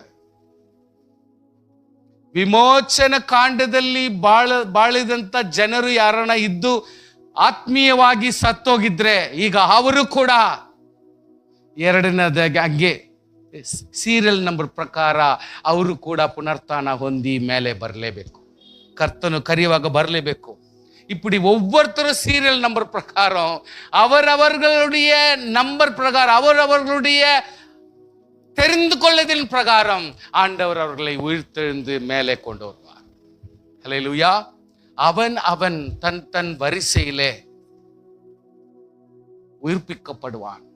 முதல் பலனானவர் கிறிஸ்து, பின்பு அவர் வருகையில் அவருடையவர்கள் உயிர்ப்பிக்கப்படுவார்கள். ஹல்லேலூயா. அதன் பின்பு முடிவு உண்டாகும். அப்பொழுது அவர் சகல துரைத்தனத்தையும் சகல அதிகாரத்தையும் வல்லமையும் பரிகரிப்பார். அதெல்லாவற்றையும் கேட்ச் பண்ணி க்ளோஸ் பண்ணி விடுவார். ஹல்லேலூயா. சோ விசுவாசியே, நம்ம எல்லாருமே உயிர்ப்பிக்கப்பட வேண்டியது அவசியமா இருக்கிறது என்பதை இந்த 2வது கான்செப்ட்ல மனசுல வச்சுக்கோ. 3rd கான்செப்ட் ஒன்று சொல்லித்தரேன். தேவனும் பிதாவுமாருக்கு ஸ்தோத்திரம். இது டைம் இல்லை படிக்கிறதுக்கு. இப்போ 3rd கான்செப்ட். 3rd கான்செப்ட்ல விசுவாசி கண்டிப்பா தெரிஞ்சுக்கணும்ன்றதுனால உங்களுக்கு சொல்லி கொடுக்குறேன். மற்றபடி now it's already 11 o'clock, I want to close it. Now resurrection of two witness, ரெண்டு சாட்சிகள். What is the ரெண்டு சாட்சி? ரெண்டு சாட்சினா என்னன்னா, வெளிப்படுத்தல ஆண்டவர் சொல்றாரு, இங்கமா கேட்டுங்க என்ன. இந்த டைம்ல நீங்க பைபிள் திறந்துக்கின்னு டிஸ்டர்ப் ஆயிக்காதீங்க ப்ளீஸ். சொல்றத தலையில எடுத்துக்கோ. அதுக்கப்புறம் நீங்க யூடியூப்ல போயிட்டு நீங்க பார்த்துக்கலாம். லொகேஷன்ஸ், கொட்டேஷன்ஸ் எல்லாம் நீங்க யூடியூப்ல பார்த்துக்கலாம். Don't get disturbed. விஷயத்தை தெரிஞ்சுங்க, அவ்வளவுதான். நாளைக்கு ரெண்டு சாட்சி அப்படின்னு வெளிப்படுத்தல சொல்லிக்குதே, ரெண்டு சாட்சின்னு டேனியல்ல சொல்லியிருக்குது, ரெண்டு சாட்சின்னு ஓசியால சொல்லிக்குது, ரெண்டு சாட்சின்னு சகரியல்ல சொல்லிக்குது, ரெண்டு சாட்சின்னு வெளிப்படுத்தல சொல்லிக்குது. இது என்னான்னு உங்களை கேட்டா தெரியல பாஸ்டர்கிட்ட கேட்கலாம் அப்படின்னாக்கா அசிங்கம். சிம்பிளா புரிஞ்சுங்க, அவ்வளவுதான். அதாவது ஆண்டவராகிய கர்த்தர் சோதோமையும் எகிப்தையும் கர்த்தர் ஒரு துக்கமான ஏரியாவுமாகவும் சபிக்கப்பட்ட ஏரியாவும் கர்த்தர் கன்சிடர் பண்றார். அது நல்ல சாட்சி கிடையாது, அது வேதனையான சாட்சி. ஆனால் இந்த இடத்துல சொல்லப்படுற சாட்சி எப்படின்னா பாருங்க, வெளிப்படுத்தல் விசேஷம் 11:6 அவர்கள் தீர்க்கதரிசனம் சொல்லி வருகிற நாட்களிலே மழை பெய்யாதபடிக்கு வானத்தை அடைக்க அவர்களுக்கு அதிகாரம் உண்டு. யாருக்கு அதிகாரம் இருந்துச்சு ஓல்ட் டெஸ்டமெண்ட்ல? வந்துச்சா? உங்ககிட்ட பதில் வந்துச்சா? இவ்வளவுதான். இப்படி புரிஞ்சுக்கினாலே போதும். இப்ப பாருங்க, வெளிப்படுத்தல படிக்கிறத நம்ம எங்க ரெஃபர் பண்ணி எடுத்துன்னு போக முடியுதுன்றத கொஞ்சம் நீங்க பார்த்துக்கலாம்.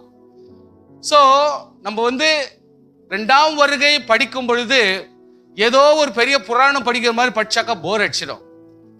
அதனால தான் உங்களுக்கு பிரசங்கம் பண்றப்பவே மத்தியத்துல அந்த வெளிப்படுத்தலும் அந்த ரெண்டாம் வருகையை குறித்து உங்களுக்கு அப்பப்போ மத்தியத்தில் சொல்லிட்டா உங்களுக்கு ஓரளவுக்கு நல்லா புரிஞ்சிடும், சிம்பிளா புரிஞ்சிடும். ரெவலேஷன் 11:5 கூட என்ன வாசிக்கிறோம்? அவர்களுடைய வாயிலிருந்து அக்கினி புறப்பட்டு அவருடைய சத்துருக்களை பட்சிக்கும். யார் இது? வாயிலிருந்து அக்கினி புறப்பட்டு சத்துருக்களை பட்சிக்கிறது யாரு? உங்களுக்கு ஆன்சர் வர வைக்கிட்டா? உங்களுக்கு ஆன்சர் வர வைக்கிட்டா? வர வைக்கிட்டா வரவைன்னு சொல்லுங்க. உங்ககிட்ட இருந்து ஆன்சர் வர வைக்கிறேன். அக்கினிமயமான ரதமும் குதிரையும் போனது யாரு? எலியா. அந்த எலியா போறதுக்கு முன்னாடி ஃபர்ஸ்ட் ஒரு இடத்துல வருவாரு, எலிசா கூடவே வருவாரு. இங்கதான் கர்த்தர் என்னை எடுத்துக்கிறேன்றாரு. அதனால சரியாப்பா போயிட்டு வரட்டாப்பா டாட்டா அப்படின்றாரு. இல்ல ஆண்டவரே என்ன கொஞ்சம் கூட வருவேன், விடுற மாதிரி தெரியல, சரி நெக்ஸ்ட் போர்ட்டுக்கு போகலாம். அங்கே போறாரு. அங்கே போனா அங்கே சில பேர் 50 பசங்க அங்கிருந்து கத்தினுக்கிறாங்க. இவனை மொட்டத்தலையான்னு கத்தினுக்கிறாங்க. இதை பார்த்த உடனே இவனுக்கு ரொம்ப கோபம். ஸோ இவன் ஜஸ்ட் ஒரே வார்த்தை சிம்பிளா சொல்லும் பொழுது, அந்த ஒரு வார்த்தை சொல்லும் பொழுது ஸ்பாட்ல அந்த 50 பேர் செத்து போயிடுவாங்க. இதே மாதிரி குரூப், இது ஒரு குரூப் மட்டும் இல்ல, மாத்தி இதே மாதிரி குரூப் நடக்குது. அத்தனைக்கும் சொல்லுவான், அவ்வளவு பேர் செத்து போயிடுவாங்க. சோ சுவாசிகள் புரிஞ்சுக்க வேண்டிய சத்தியங்கள், ஆளை ஐடென்டிஃபை பண்றதுக்கு ஆண்டவர் கொடுக்கிற சில அடையாளங்கள் தான் வச்சு நம்ம கண்டுபிடிக்கணும். ஸோ வெளிப்படுத்தல நம்ம சில பேர்ல படிக்கும் பொழுது ரொம்ப கஷ்டப்படுவாங்க. Very simple it is. So இந்த இடத்துல அவர்கள் வாயிலிருந்து அக்கினி புறப்பட்டு அவர்கள் சத்துருக்களை பட்சிக்கும் சொன்னா யார் அந்த மனுஷன்? அதை நீங்க மனசுல வச்சுக்கணும். அதே மாதிரி 11:2 3.5 நாளைக்கு பின்பு தேவனிடத்திலிருந்து ஜீவ ஆவி அவர்களுக்குள் பிரவேசித்து அப்பொழுது அவர்கள் காலூன்றி நின்றார்கள். அவர்கள் பார்த்தவர்கள் மிகுந்த பயம் உண்டாயிட்டு. So 3.5 days கர்த்தருடைய நாமத்தினாலே மறுபடியும் ஆண்டவர் உயிர்த்தெழுந்து பாதாளத்திலும், யூதா புத்தகத்துல சொல்வார், ஜூட் அப்படின்ற புஸ்தகத்துல சொல்வார். அதாவது யார் சொல்றது? ஏனோக்கு சொல்வார். புரியுதுங்களா? ஜூட் புஸ்தகத்துல ஏனோக்கு சொல்வார். என்னன்னு சொல்வாரு? தீர்க்கதரிசிகளா இருந்தாலும் நீங்கள் யாரா இருந்தாலும் சரி, ஆண்டவருடைய வார்த்தை கீழ்ப்படியலன்னா உங்களையும் கர்த்தர் சிறைச்சாலையில கொண்டு போய் வைப்பாரு, உங்களையும் தண்டனை கொண்டு வருவாரு, நியாய சங்கத்துல கொண்டு வந்து நிற்குவாரு. அதனால இந்த மாதிரி இருக்கிறவங்க எல்லாருமே நீங்க உஷாரா இருங்கன்னு சொல்லிட்டு அவன் சொல்லி வச்சு போனான் அப்படின்னு ஏனோக்கு குறித்து சொல்லப்பட்டிருக்கோம். யோனக்கு சொன்னான்னு சொல்லிட்டு ஜூட் புஸ்தகத்துல சொல்லியிருப்பாங்க. சோ ஆண்டவராகிய கிறிஸ்து ஆண்டவருடைய மரித்து உயிர்த்தெழுந்து பாதாளங்களில் சென்று அவர் ஆவிகளுக்கும் பலதரப்பட்ட பாதாளத்தில் இருக்கிற ஆவிகளுக்கும் போய் பிரசங்கம் பண்ணி அங்கிருந்து அவர் ஏஞ்சி வர்றார். ஹல்லேலூயா. இந்த ஒரு சத்தியங்கள் கொஞ்சம் நம்ம தெரிஞ்சுக்கிறது நல்லது. இங்கே ஏறி வாருங்கள் என்று வானத்திலிருந்து தங்களுக்கு உண்டான பெரிய சத்தத்தை அவர்கள் கேட்ட பொழுது அந்த தேவ தூதர்கள் இயேசு கிறிஸ்துவுக்கு பணிவிடையாய் உதவியாய் இருந்த ஆவிகளுக்கு கட்டளையிட்ட பொழுது மேகத்தில் ஏறி வானத்திற்கு போனார்கள். சோ ஆண்டவராகிய இயேசு கிறிஸ்துவுக்கு பணிவிடை செய்த ஆவிகள் இன்று ஆண்டவரோடு செயல்பட்டு உயிர்த்தெழ செய்து ஆண்டவர் போயிட்டு மரித்தவுடனே எல்லாவற்றையும் முடிச்சுக்கினே வராருன்னா அவர் வண்டி வராருன்னு அர்த்தம் இல்லை. பலதரப்பட்ட தேவதூதர்கள் அவர்களோடு ஆயிரக்கணக்கான தேவதூதர்கள் கூட வருவாங்க. இதுல லீடரா இருக்கிற ஆவி உள்ளவர்கள் தான் இங்க இந்த இடத்துல சொல்லப்படுகிறவர்கள். இயேசுவோடு கூடவே ஒரு கம்பேனியன்ஸ் மாதிரி இழுத்துக்கின்னு வருவாங்க, ஆண்டவரோடு கூட வந்து சேருவாங்க.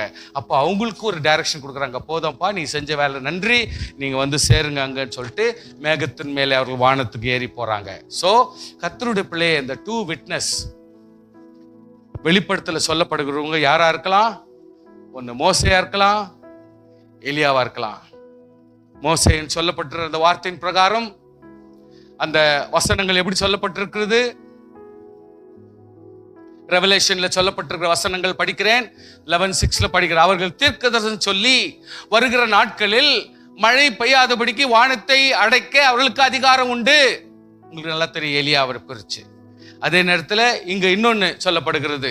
அதாவது வெளிப்படுத்தல 11:5 ஒருவன் அவர்களை சேதப்படுத்த மனதா இருந்தால் அவருடைய வாயிலிருந்து அக்கினி புறப்பட்டவர்கள் சத்துருக்களையும் பட்சிக்கும், சேதப்படுத்த மனதா இருந்த எவனோ அவனையும் பட்சிக்கும். அதே நேரத்தில் 2 ராஜாக்கள் 1:10 வாசிக்கிறோம், அந்த 50 பேரின் தலைகளுக்கு பிரதித்திரமாக நான் தேவனுடைய மனுஷனானால் அக்கினி வானத்திலிருந்து இறங்கி உன்னையும் உன் 50 பேரையும் பட்சிக்க கடவுது என்றான். உடனே அக்கினி வானத்திலிருந்து இறங்கி அவனையும் அவன் 50 பேரையும் பட்சித்து போட்டது. ஹல்லேலூயா. மோசே எலியாவை குறித்து மறுபடியும் சொல்லப்படுகிறது. அவங்க 2 பேரும் மறுபடியும் இயேசு கிறிஸ்துவோடு கூட மறுரூப மலையில வந்து ஆண்டவரோட சம்பாஷிக்கிறாங்க. அவங்க 2 பேரை குறித்து கூட கர்த்தர் சொல்லலாம் 2 சாட்சிகள்னா கர்த்தருக்கென்று பரிசுத்தமாய் வாழ்ந்தவர்களும் நியாயமாய் வாழ்ந்தவர்களும் ஜனங்களுக்கு நல்ல ஒரு வியாக்கியானங்களை கொடுத்து நல்ல ஒரு அறிவுரைகளை சொல்லி சரியான ஒரு ஜீவித்து மரித்தவர்களை குறித்து தான் இந்த இடத்துல சொல்லப்படுகிற வார்த்தைகளை நீங்கள் கவனிக்க வேண்டும். மத்தேயு 17:3-4 வாசிக்கிறோம். அப்பொழுது மோசேயும் எலியாவும் அவரோடு கூட பேசுகிறவர்களாக அவர்களுக்கு காணப்பட்டது. ஸ்தோத்திரம். ஸோ ஆண்டவராக இயேசு கிறிஸ்துவோடு கூட 1-to-1 பேசிஸ்ல பேசுறவங்களா இருந்தாங்க.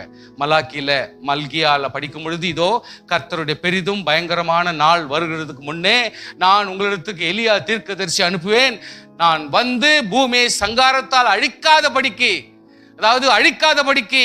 அவன் பிதாக்களுடைய இருதயத்தையும் பிள்ளைகளுடைய இருதயத்தை பிதாக்களிடத்துக்கும் திருப்புவான். ஸ்தோத்திரம். சோ கர்த்தருடைய பிள்ளையை எலியாவை கூட கர்த்தர் வர வைக்க, இது ஒரு அட்டெண்டன்ஸ் கொடுத்துறதுக்கு சம்பந்தமா கர்த்தர் மாற்றினார். இயேசு கிறிஸ்து நமக்கு வேண்டிய எல்லா வித உபகாரங்களையும் அறிவுரைகளை சொல்லப்படினாலே இன்றைக்கு எலியா உருவத்தோடு வந்து செயல்பட வேண்டியது அவசியம் இல்லாமல் போனது. உபாகமம் 18:15-18 வாசிக்கிறோம், உன் தேவனாகிய கர்த்தர் என்னை போல ஒரு தீர்க்கதரிசி உனக்கு உன் நடுவிலே உன் சகோதரத்தை எழும்ப பண்ணுவார். உன்னை போல ஒரு தீர்க்கதரிசியை நான் அவர்கள் சகோதரத்தை எழும்ப பண்ணி என் வார்த்தைகளை அவர்கள் வாயில் அருளுவேன், நான் அவர்களுக்கு கற்பித்தபடியெல்லாம் அவர்கள் சொல்லுவார்கள். அல்லேலூயா. மோசே குறித்து சொல்லப்பட்ட அந்த வார்த்தைகள். அதே போல ஏனோக் அண்ட் எலிஜா, இவங்க 2 பேருக்கு இன்னொரு 2 விஷயம் இருக்குது. ஏனோக்கும் எலிஜாவுடைய இன்னொரு 2 ரெஃபரன்ஸ் இருக்குது. என்ன ரெஃபரன்ஸ்னா, ஏனோக்கும் எடுத்துக்கொள்ளப்பட்டான், எலியாவும் எடுத்துக்கொள்ளப்பட்டான். நல்லா கவனிச்சுக்கிறீங்களா? அவங்க 2 பேரும் சாவை ருசி பார்க்கல. அதனால இவங்க 2 பேருக்கு சாட்சி கூட ஒரு முக்கியமான சாட்சியா இருக்கலாம். எப்படின்னா ஆதியாகமம் 5:24 வாசிக்கிறோம், ஏனோக்கு தேவனோடு சஞ்சரித்துக் கொண்டிருக்கையில் காணாமல் போனான், தேவன் அவனை எடுத்துக்கொண்டார். அதான் எடுத்துக்கொண்டான்றோம். 2வது எலிஜா அவர்கள் பேசிக்கொண்டு நடந்து போகையில் இதோ அக்கினி ரதமும் அக்கினி குதிரைகளும் அவர்கள் நடுவாக வந்து இருவரையும் பிரித்தது. எலியா சுழல் காற்றில பரலோகத்தை எடுத்துக்கொள்ளப்பட்டான். இதனுடைய டீடைல்ஸ் எப்படின்னா, அன்றியும் ஒரே தரம் மரிப்பதும் பின்பு நியாய தீர்ப்பு அடைவதும் மனுஷருக்கு நியமிக்கப்பட்டிருக்கிறது. சோ விசுவாசியே, எந்த மனுஷனா இருந்தாலும் சரி, ஒரு முறை பிறந்துட்டா அவர் மரிக்கணும். அவர் மரிச்சார்னா இயேசு கிறிஸ்து நியாய தீர்ப்புல போய் நிக்கணும். இதான் சிஸ்டம். அப்படி பார்த்தா இந்த எலியாவும் ஏனோக்கும் மரிக்கலையே. அவங்க லிட்டரலா மரிக்கலையே எல்லாரும் போல. அதனால இந்த இடத்துல யூதா, அதாவது யூதா என்ன சொல்றாரு? ஆதாமும் 7ஆம் தலைமுறையான ஏனோக்கும் இவர்களை குறித்து இதோ எல்லாருக்கும் நியாய தீர்ப்பு கொடுக்கிறதுக்கும் அவர்களில் அவபக்தி உள்ளவர்கள் யாவரும் அவபக்தியாய் செய்து வந்த சகல அவபக்தியான கிரியைகள் நிமித்தம் தமக்கு விரோதமான அவபக்தி உள்ள பாவிகள் பேசின கடின வார்த்தைகள் நிமித்தமும் அவர்களை கண்டிக்கிறதற்கும் ஆயிரமான தமது பரிசுத்தவான்களோடு கூட கர்த்தர் வருகிறார் என்றார். சோ விசுவாசியே, சில விஷயம் ஒருவேளை இதுல கன்ஃபியூஷன்ஸ் இருந்தா கூட கன்ஃபியூஸ் பண்ண வேண்டிய அவசியம் இல்லை. 2வது சாட்சி, நம்மளே வானத்திலோடு கூட அழைக்கும் பொழுது நாம் போலாம். அந்த 2 சாட்சி யாருன்றதும் நமக்கு நல்லா தெரிஞ்சிடும். அல்லேலூயா. அது ஒரு பெரிய மர்மமாவே இருக்காது. ஆண்டவர் எதையும் மர்மமா வைக்க மாட்டார். ஆண்டவருடைய தயவுல ஏனோக்கு ஏலியாவா இருக்கலாம், அல்லது மோசேவும் எலியாவும் கூட இருக்கலாம், அல்லது ஆண்டவர் சொல்லுகிற இந்த வெளிப்படுத்துற விசேஷம் சொல்லுகிற அந்த ஒவ்வொரு விஷயமும் வித்தியாசங்களா இருந்தாலும், இன்னொரு சின்ன ஒரு சாட்சிகள் ஒன்று சொல்லப்படுகிறது. வெளிப்படுத்தின விசேஷம் 11:4 பூலோகத்தின் ஆண்டவருக்கு முன்பாக நிற்கிற 2 ஒலிவ மரங்களும் 2 விளக்கு தண்டுகளும் இவைகளே. சோ அந்த 2 சாட்சிகளுக்கு ஒப்பனையாக சொல்லப்படுகிற 2 சாட்சி என்னன்னாக்கா, 1 ஒலிவ மரம். அந்த ஒலிவ மரம் எதுக்கு ஒப்பனையா இருக்குது? அந்த ஒலிவ மரம் எதுக்கு சாட்சியா இருக்குது? ஒலிவ மரம் எதை கர்த்தர் ஒப்பனையாய் கொடுக்கிறார், அது ஒரு கதை. நம்பர் 2, விளக்கு தண்டு. விளக்கு, அதாவது எரியிற விளக்குக்கு ஒரு தண்டுனா அந்த விளக்கு தண்டுன்றது எவ்வளவு வேல்யூபிள், அது என்னத்தை ஆவிக்குரிய அர்த்தத்தை குறிக்கிறது. இது 2த்தையும் கணக்கு போட்டா இது வெளிப்படுத்தின விசேஷத்திலையும் டேனியல்லையும் சகரியாவிலையும் ஓசியாவிலையும் உங்களுக்கு ஃபுல் டீட்டெயில்ஸ் நமக்கு கிடைக்கும். ஸோ இந்த டீட்டெயில்ஸ் எப்படின்னா, ஆண்டவராகிய கர்த்தர் கடைசியாக நமக்காக சாட்சி கொடுத்து, என்னது சாட்சி? ஒவ்வொரு விசுவாசியும் நான் என்னுடைய இரத்தத்தினால் கழுவப்பட்டு சுத்திகரிக்கப்பட்டு சியோனாய் நான் அவர்களை பத்திரப்படுத்தியிருக்கிறேன். இவர்கள் எல்லாருமே நான் இழுத்து கொள்ள வேண்டியது அவசியமாக இருக்கிறது. 2ஆம் வருகையிலே இவர்களை நான் என்னோடு சேர்த்து கொள்ள வேண்டியது அவசியமா இருக்கிறது என்று சொல்லி நமக்காக சாட்சி கொடுப்பார்கள், நமக்காக போராடுவார்கள், நமக்காக கேட்டுக்கொள்வார்கள். இதனாலே நம்மளை மீட்டெடுக்க ஒரு வாய்ப்பை அந்த இடத்துல கிரியேட் பண்ணுவார்கள். அப்பொழுது அவர் செருபாபேலுக்கு சொல்லப்படுகிற கர்த்தருடைய வார்த்தை என்னவென்றால், பலத்தினாலும் அல்ல பராக்கிரமத்தினாலும் அல்ல, என்னுடைய ஆவியினாலே ஆகும் என்று கர்த்தர் சொல்லுகிறார். பெரிய பர்வதமே நீ மாத்திரம், செருபாபேலுக்கு முன்பாக நீ சமபூமியாவாய், தலைக்கல்லை அவன் கொண்டு வருவான், அதற்கு கிருபை உண்டாவதாக என்று ஆர்ப்பரிப்பார்கள். தலைக்கல்லார் ஆண்டவராகிய இயேசு கிறிஸ்து. பின்பு கர்த்தருடைய வார்த்தை எனக்கு உண்டாகி, செருபாபேலின் கைகள் இந்த ஆலயத்துக்கு அஸ்திபாரம் போட்டது. ஹல்லேலூயா. அவன் கைகளே இதை முடித்து தீர்த்தது. அதனால் சேனைகளின் கர்த்தர் என்னை உங்களுக்கு அனுப்புனார் என்று அறிவாய். அற்பமான ஆரம்பத்தில் நாளை யார் அசட்டை பண்ணலாம்? பூமி எங்கும் சுற்றி பார்க்கிறவர்களாகிய கர்த்தருடைய 7 கண்களும் செருபாபேலின் கையில் இருக்கிற தூக்கு நூலை சந்தோஷமாய் பார்க்கிறது என்றார். பின்பு நான் அவரை நோக்கி, கொத்து விளக்கும் வலதுபுறமாகவும் இடதுபுறமாய் இருக்கிற இந்த ஒலிவ மரங்கள் என்னவென்று கேட்டேன். அதற்கு அவர் சொல்றார், 2 பொற்குழாய்களின் வழியாய் தொங்கி பொன்னிறமாய் எண்ணெயை தங்களிடத்திலிருந்து இறங்க பண்ணுகிறவர்களாகிய ஒலிவ மரங்கள் 2 கிளைகள் என்னவென்று கேட்டேன். அதற்கு அவர், இவைகள் என்னதென்று உனக்கு தெரியாதா? தெரியல சாமி, எனக்கு தெரியல சாமி. ஆண்டவர் சொல்றார். அப்பொழுது அவர், இவைகள் 2ம் சர்வ லோகத்துக்கும் ஆண்டவராய் இருக்கிறவரின் சமூகத்தில் நிற்கிற அபிஷேகம் பெற்றவர்கள். ஆமென். அது யார்? கையை உயர்த்துங்க. இவங்கதான் அபிஷேகம் பண்ணப்பட்டவர்கள் சர்வ ஆண்டவருக்கு முன்பாக நம்ம நின்று ஓயாம ஸ்தோத்திரம் பண்ணோம். பிளஸ் நம்ம தான் உலக மனுஷனை நியாயம் தீர்க்க போறோம். அப்போ நம்ம எவ்வளவு குவாலிஃபைடா இருக்கணும். நம்மள அபிஷேகம் பண்ணப்பட்டவர்கள், சாட்சி உள்ளவர்கள். அந்த மேலிருந்து எண்ணெயாய் எண்ணெய் ஊற்றுகிறதுன்னு சொன்னால் அதுதான் அபிஷேகம். அந்த நின்று ஜெபம் பண்ற அந்த 2 தூண்கள் யார்? தகுதியோடு நடந்து, தகுதியோடு வாழ, தகுதியோடு ஜீவிக்கணும். செகண்ட் கமிங் அடையாளம். இந்த 3 கான்செப்ட், இந்த 2 சாட்சி. ஒவ்வொரு விசுவாசி உயிர்த்தெழுத்தான் வேண்டும், வேற வழி இல்லை. ஏன்னா நம்முடைய அண்ணன் இயேசு கிறிஸ்து உயிர்த்தெழுந்துட்டார். தம்பி தங்கச்சி நம்மெல்லாம் உயிர்த்தெழணும். அதான் பெண்டிங்ல இருக்குது. நம்ம எல்லாமே உயிர்த்தெழணும். ஆண்டவர் நம்மளை யாரையும் விட்டு கொடுக்கறது இல்லை. நம்ம உயிர்த்தெழுத்தான் ஆகணும். கான்செப்டை மனசுல வச்சுங்க.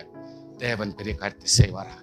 ஸோ உயிர்த்தெழுதல் ஆதி முதல் அந்தம் வரை நடந்து கொண்டுதான் இருக்குது. இயேசுவானவர் உறுதிப்படுத்துறார். ஆனால் எத்தனையோ உயிர்த்தெழுதலை கர்த்தர் நடத்தி விட்டார். அல்லேலூயா. எத்தனை உயிர்த்தெழுதலை ஓல்ட் டெஸ்டமென்ட் நடத்திட்டார், புதிய நியூ டெஸ்டமென்ட்லயும் உயிர்த்தெழ வச்சிட்டார். இன்றைக்கு நாம் எல்லாரும் உயிர்த்தெழு வாழ்க்கையை நடத்தி தான் ஆக வேண்டும். அல்லேலூயா. கர்த்தர் நமக்கு தயவு காட்டுவாராக. நாமத்துல வச்சுங்க. Is there any confusion you can ask. நம்ம சொல்லலாம். ஆனா 2 சாட்சிகள் என்றது 4 வாதமா எக்ஸ்பிளைன் பண்ணாலும் எது நமக்கு தெரியாது. அதனால அதை பத்தி தலையை வச்சுக்காதீங்க. அந்த சாட்சிகள் 2 நாம தான் என்பதை நீங்கள் உணர்ந்து நாம் எல்லாரும் உத்தமமாய் ஆண்டவர் சமூகத்திலே எடுத்துக்கொள்ளப்பட கர்த்தர் நமக்கு தயவு காட்டுவாராக. ஹல்லேலூயா.